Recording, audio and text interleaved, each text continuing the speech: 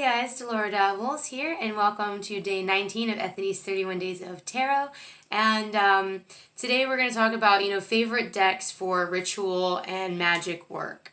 So, I actually haven't been doing a lot of casting. I've been doing a lot of blessing and cleansing and intention charging of things with, like my crystals and stuff like that. And, I think it would be really cool to charge things on top of a tarot card, like put a tarot card down, put the thing on the tarot card with some crystals and charge the thing using the energy of that card with the crystals to charge whatever it is. I just don't have any ideas for whatever that is and whatever intention to put on it, but I'm always thinking of ideas for that. And I've used cards in spell work before. I used a Queen of Pentacles for prosperity before. Anyway, I also used a Lenormand card because I think that Lenormand and the other, to me, Lenormand works better. I don't see myself ever using Kipper or Gypsy for this, but I suppose that you could. It's really whatever you want it to be. But I have a lot of those really cheap packs of, of those Lenormand cards off of Amazon. I bought like 3 packs of these. And I have one specifically for spell work because I destroy these cards during spells. Like, I might burn that symbol. I might put that card in a honey jar. So like I did a money honey jar spell for, my own business as a tarot reader and some of my other like side hustles along those lines. And so I wanted to make a money jar spell for me as my own boss, not just a money jar spell for me at work, right? Because I have a money jar, like a money bowl, money cup, money jar, whatever, in my wealth corner of my house, which, if you don't know, the wealth corner of your house is your farthest leftmost corner of your house from your front door. So that's in my bedroom corner there.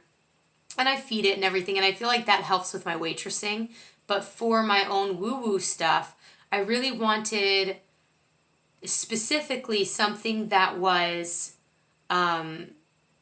for me as my own boss. So I used the bear card in the Lenormand deck because it's about being a boss.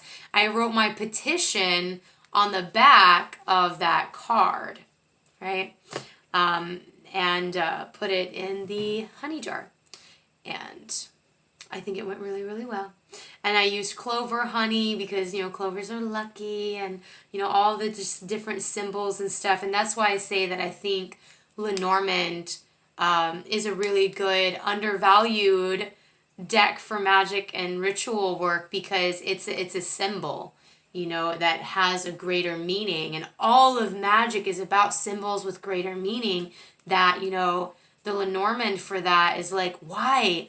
Why not? Like, let's do it. And I don't know. I guess I'm sure other people have done it. I don't think I'm the first person to think that way. But, I'm up here. I'm on YouTube and I'm trying to tell people my ideas. But, my ideas might not be completely original all the time because the more that I read spiritual stuff, the more that it reaffirms what I've always felt.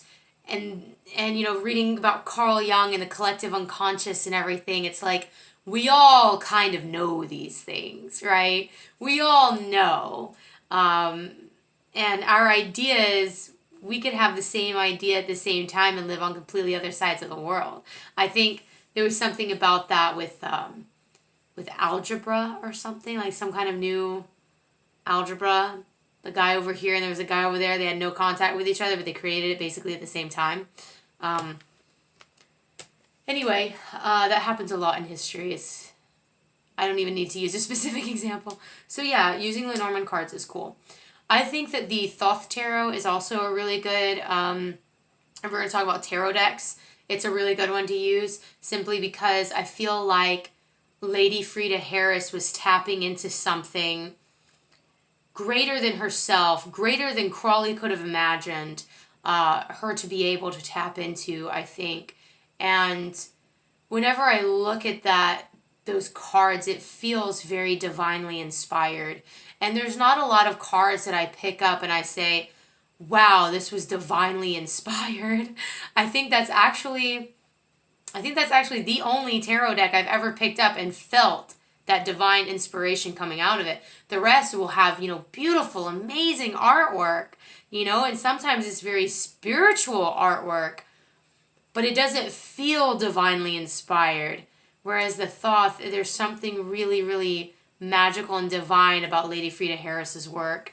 And, I also don't ascribe to the idea that a deck can only be used for ritual work and then never used for divination, and that you have to keep those separate. I do not believe that. Of course, I'm a very Southern girl. I view all of my tools as kind of like a fucking skillet, like a well-seasoned skillet. That is the best thing that you can ever have. You don't wash a skillet. You don't put soap on a fucking skillet. You wipe it out. You put more oil on it. You heat it up in the oven if you feel like you need to kill some bacteria off of it. But you do not put soap on it. So I feel like by doing ritual magic with a tarot deck and then going back and doing divination, of course after giving it a light cleansing, not a sage, because sage would be the equivalent also of soap, because it's, again, the bleach of the cleansing herbal world. But I cleanse them, and I feel like that my decks are well-seasoned skillets to me. I hope that makes sense. It doesn't sound goofy as fuck. But yeah, I like, if my tool can do more than one thing, why would I only let it do one thing? Like, a lot of my tarot decks beg to be used for multiple purposes, and like, to me, that never really resonated. So if it didn't resonate with you, maybe now you know that you're not alone in that idea and that you can just call your deck a well-seasoned skillet.